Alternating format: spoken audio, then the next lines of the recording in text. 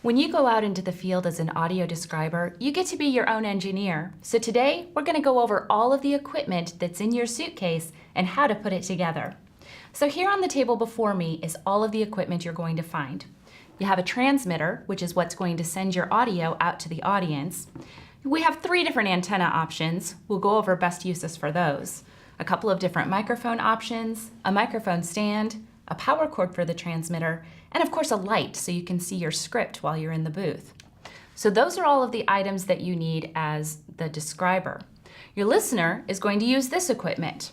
In the case, there are several pocket-sized receivers that you hand out. You'll take a driver's license or other form of identification as collateral. All they have to do to turn this on is to flip the on switch and turn it all the way down until it clicks to turn it off again. You want to make sure those are all the way off before you charge them. Up here in front of the case are 2 different headphone options. The first one is a regular earphone. The other is an earbud. They can choose whichever they're most comfortable with, or they can bring their own to plug into our receivers. So that covers all of the equipment in your case. And of course, you'll also find instructions, power supplies, extra reading glasses, all of those things that you might need while you're out in the field. Now let's talk about how to set up the equipment. The first thing you're going to do is plug in your transmitter. To do this, grab your power cord. It's often in 2 pieces, so you'll need to plug those 2 pieces together first. And to do that, you just fit them together. They only go one way, so if you mess it up the first time, try the other way. Next, you want to take the skinny end and plug it into your transmitter. If you look on the back, you'll see several inputs. You want this little one right here where it says power input. Simply insert that, and then take the other end, which is a standard plug, and plug that into your power supply. Now your transmitter has power. Next, you're going to choose the antenna that's right for your venue. This antenna here is a short-range antenna. These are all line of sight, so this one's not going to get you very far. If you do choose to use it, and I don't recommend it in very many cases, it's going to plug into the back where it says antenna.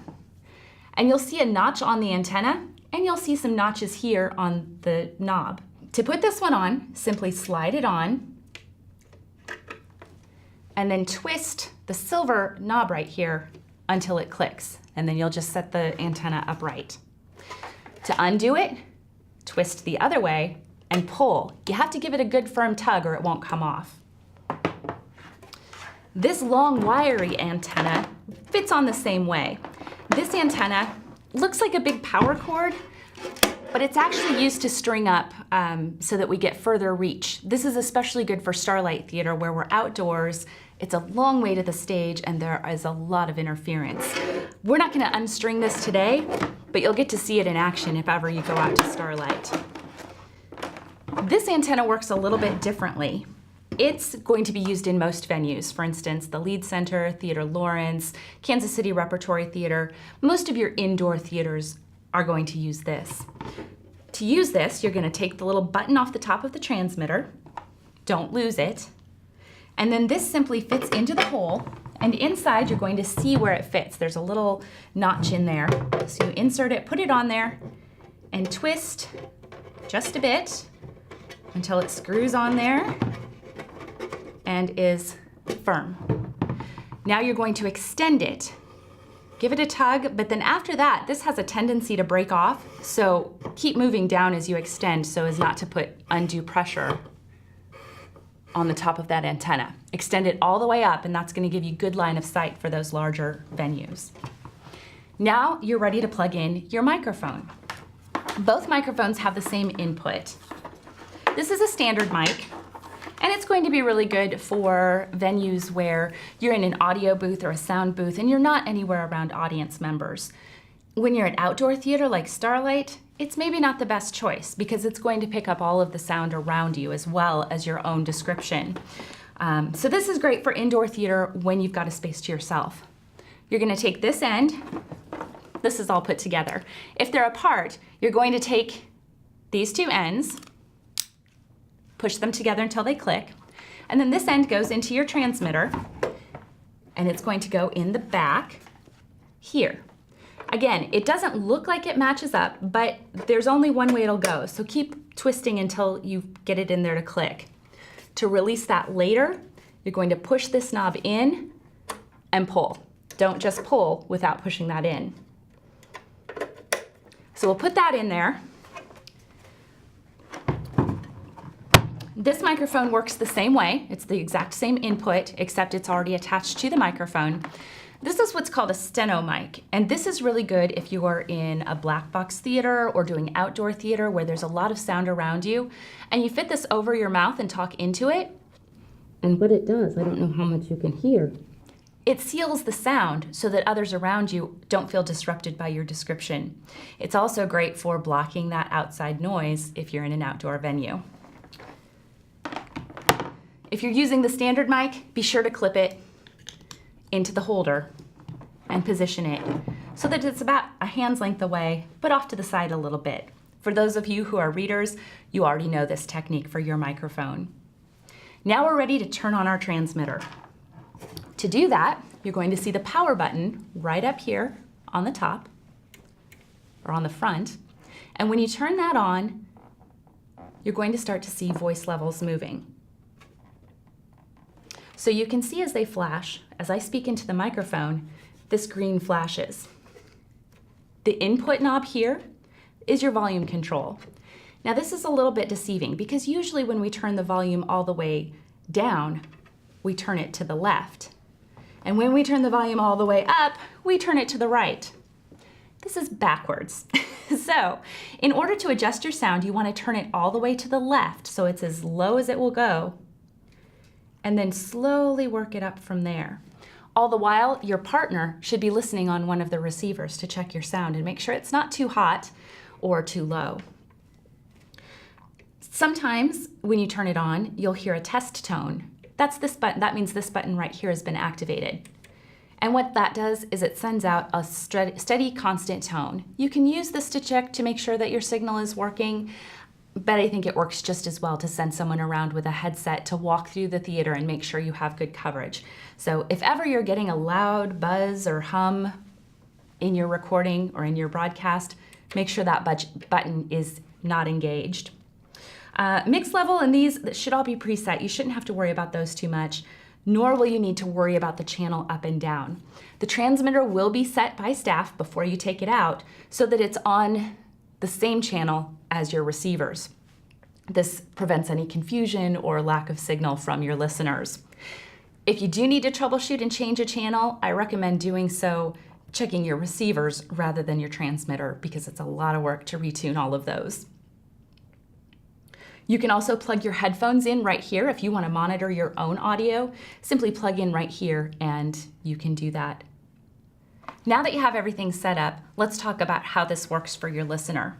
You'll hand the receiver out to your listener.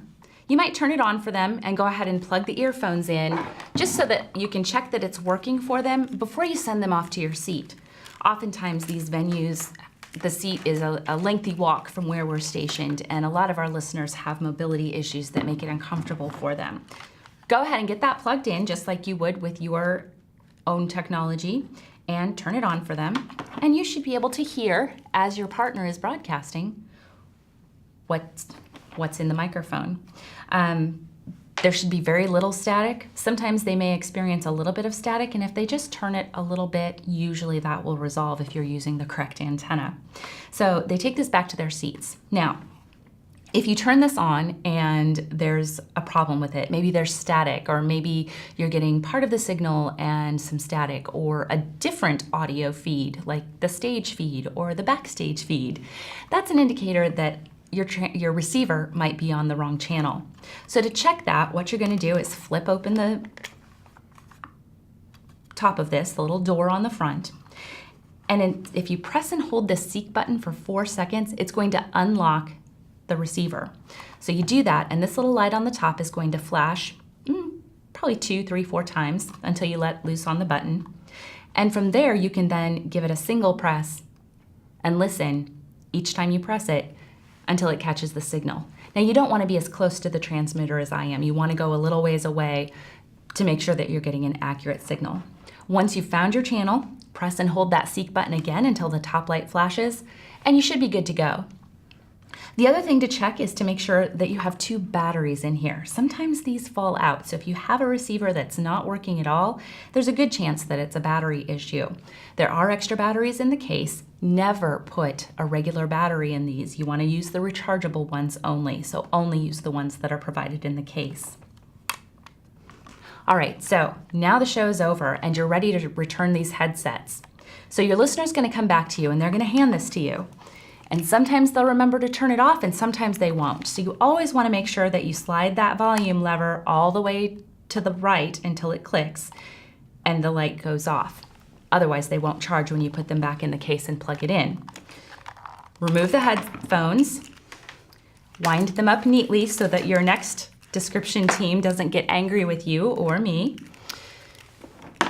Now, in most cases you can just insert this right back into the case. But if your instructions note that we're leaving the equipment for a description team that's using it the next day, or if there's a problem with the receiver, you're going to want to put that in there upside down. That indicates to your fellow describers that this receiver has already been used and you should choose from others in the case on the next description. Or if it's coming back to me, it indicates that this receiver needs to be checked. If you can make a note about what problem it's having, that helps us troubleshoot back here at Audio Reader. So put those receivers back in, close up the case, make sure it's latched, and now you're ready to tear down your equipment.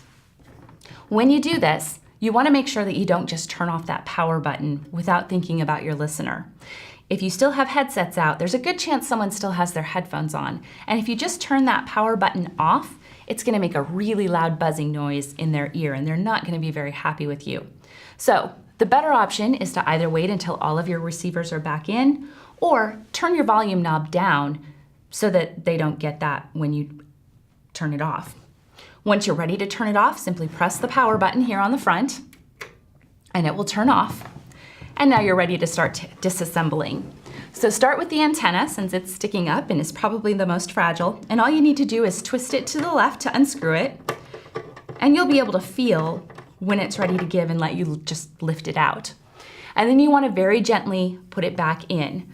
One section at a time, being very careful again, especially of those top sections that are a little thinner and more fragile. Put it all the way back down. Next, you'll go ahead and unplug your microphone. Remember, you want to push and pull. And then you can take off your power cord just by simply pulling. Now you have a standalone transmitter that's ready to go back into its box with the cushioning on either side, and you'll see that when you open it up the first time. Before you put it away, however, if there is one of these little knobs, make sure that you just stick that right back in there to protect the innards. Now, your microphone can unclip from the stand. If you're using this one, go ahead and detach it from the microphone by pressing and pulling. It takes a good strong tug. This makes it a little easier to fit back into the case. And when you wind your cables, try to do so neatly. You can see that it wants to naturally move into a circle. Maybe not the neatest circle, but do your best to get it to wind up neatly. Once you have your mic cable, you'll do the same with the power cord. You can leave it all together in one piece, but sometimes it's a little easier to pack up if you take it apart. So just pull those apart, and again, wind the parts together so that your cords are fairly neat, so they don't get any rips, tears, or other wear in them. Unplug from your power source, and here's your other end, ready to go. I don't know where you were. Now, one last note, this microphone stand does come apart, and you'll often find it in the case in 2 pieces. So you can just unscrew it, righty-tighty, lefty-loosey. Be careful not to fumble it as it drops. It's heavy and that base will fall off, but those do come in 2 parts and then simply screw back together. So that is a note about your microphone stand. So from here, you'll pack everything back into the suitcase as neatly as possible, return it to Audio Reader, or leave it for the next description team per your instructions, and you have successfully completed audio description.